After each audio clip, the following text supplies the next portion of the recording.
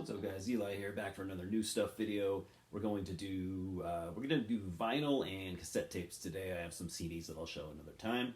I also got a new T-shirt. Hooray for me! So yeah, let's get started.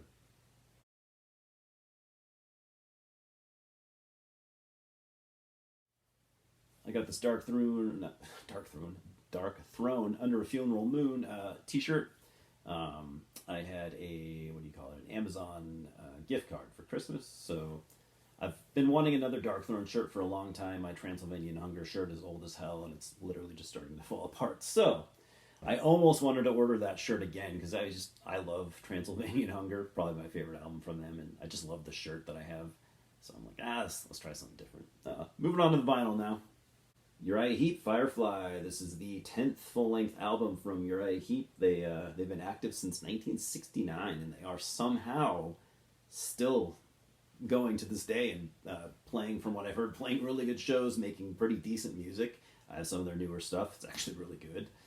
So this is the first album after departure of David Byron, who is kind of a fan favorite vocalist. That a lot of longtime Heap fans, David Byron's the guy. If you don't know much about Uriah Heep, they had numerous singers over the many decades that they've been around. So and it was the first album for John Lawton, who is kind of he's another fan favorite. He's probably after David Byron, at least from what I've gathered. He came from a band called Lucifer's Friend out of Germany. I think John is not German though. I think he's an Englishman. I could be wrong. Back in the 70s, there was this kind of, I don't know if I'd call it a trend, but there was this thing where there were a lot of German bands with English singers. Kind of strange, but I have not heard this. I like Uriah Heep. I'm not a longtime fan. I have 3 or 4, 5 albums, something like that, but never heard this. I've heard this one is not the easiest to come by. It did not sell a ton of copies back in 1977. It was kind of a poorly it's not a poorly received album. It just didn't sell a ton. So I don't know. First time I'd ever seen it out in the wild, and of course I had to grab it.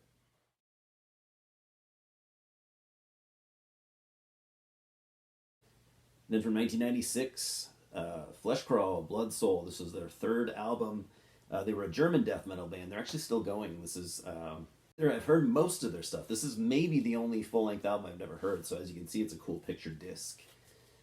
This came out. When did this come out? Recently, within the last couple of years, I think, from Reek of Death Records, limited to 300 copies. I love Fleshcrawl, especially their first. I really like their first 2 albums. I like some of their later stuff. They kind of, for me, they kind of tried a little bit too hard at times to sound like a Swedish band.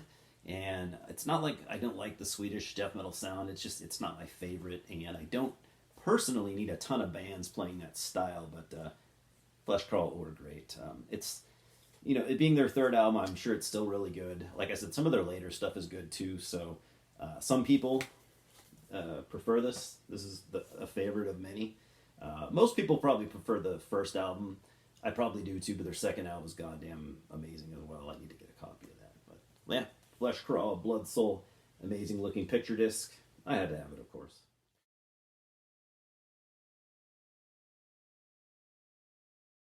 And from 1992, we have God Dethroned with The Christ Hunt, their debut full-length album. This is the cover art that they had intended to use, but the original pressing, CD and maybe even vinyl, the label did not like this, oddly enough. And they went with a different cover. They didn't tell the band about it. They just did it and sent it to press, and the band were pretty pissed. But this album, amazing. I love God Dethroned. I've never owned this before, so I'm insanely happy to have this. This is a 2022 repress from Vic Records. They are from the Netherlands, if I didn't say that. And they have had some lineup changes over the years. Lineup changes, stylistic changes. They would become a little bit, well, quite a bit more melodic. Just black vinyl. But on this album, this is just much more evil, raw, primal sounding death metal. Like if you like those first 2 Deicide albums, I think this could slide in right next to that. A lot of people call God Dethroned a black death metal. I never really heard a lot of black metal in their sound. Maybe a little bit, but I think I think that's maybe reaching a bit. I think they're just more evil sounding death metal. And I mean, I love most of their albums. Some of the more melodic ones, I have a hard time grasping, even though they're decent. But like the first three or four God Dethrone albums are great. But definitely get yourself a copy of the Christ Hunt if you don't have it. I think it's their masterwork. So.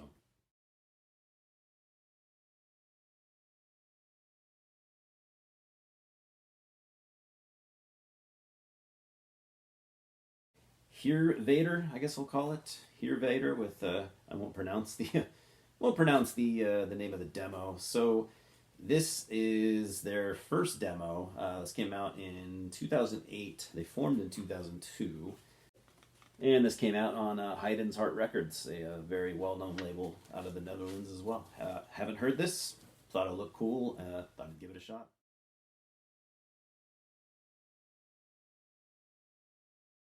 I actually haven't heard a lot of these, but whatever. You guys know when I do new stuff videos, just to show you what I got. These aren't fucking reviews.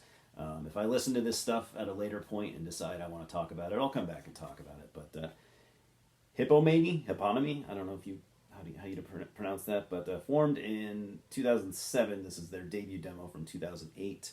Wolf's Ver Records. This is a very much a depressive black metal band, not unlike a lot of the depressive black metal that was going on in the early to mid 2000s. I'm kind of a sucker for that sound.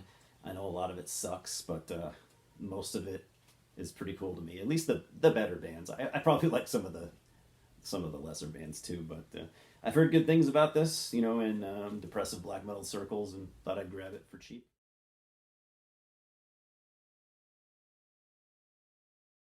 From 2006, we have the debut demo from Skeeltron out of Germany, formed in 2005. And this also came out on Haydn's Heart Records. Haven't heard it yet, but I've heard good things.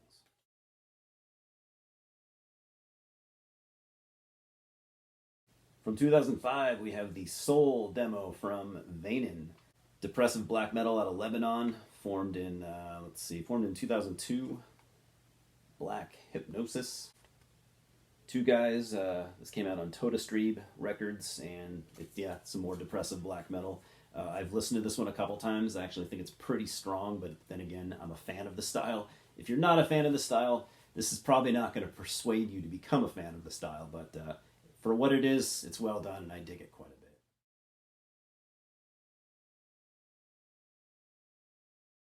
Next, from 2005, we got a couple really good Australian black metal bands. The Birth of Blasphemy, this is called, came out on Asphyxiate Recordings. Limited to just 200 copies. This is really good Australian raw black metal. The bands are, if I can even pronounce them, Zybros and Agriolarept. I don't know what that means, but these guys are veterans of the Australian black metal scene. Guys from Pestilential Shadows, Nazul, Drowning Light, stuff like that. So it's very, very raw Australian black metal, and it kicks ass, as you might expect.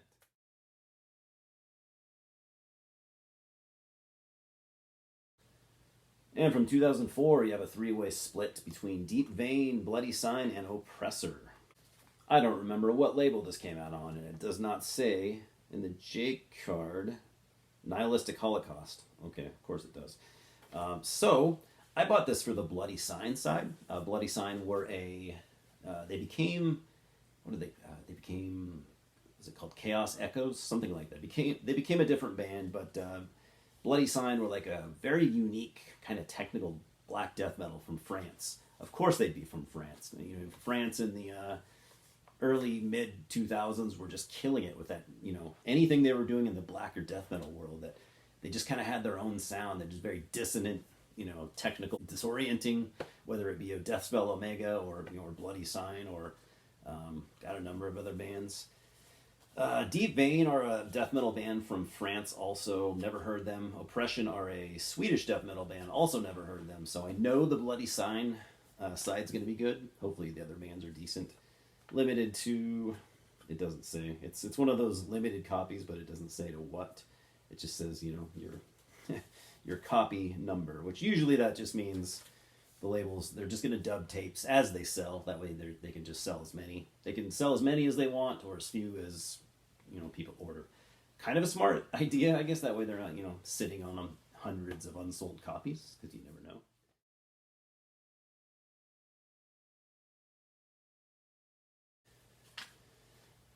Anyways, guys, that's it.